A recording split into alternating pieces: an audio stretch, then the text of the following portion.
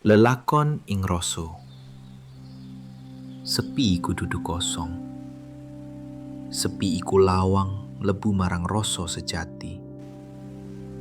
Nalika awak meneng, nalika napas alon tumoto, nalika pikiran ora ngumbara, ing kono ana cahya kang ora katon, nanging iso dirasakno.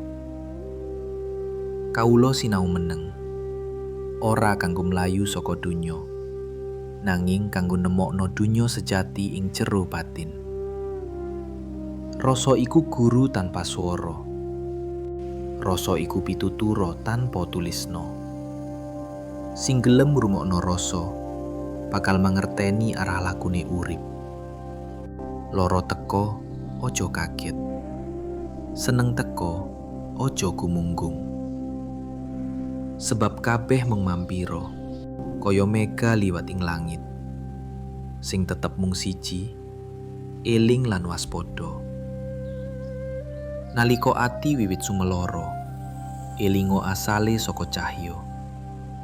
Nalika pikiran wiwit peteng, elinga yen ing jero peteng ana wiji padhang. Kawula ora nyuwun dadi wong linuwe.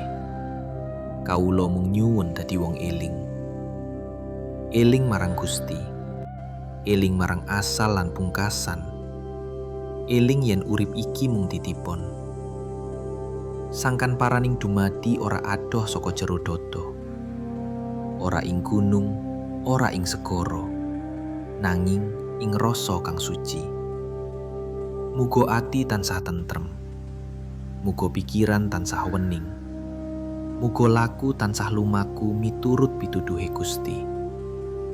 Rahayu ing ati, rahayu ing laku, rahayu ing urip.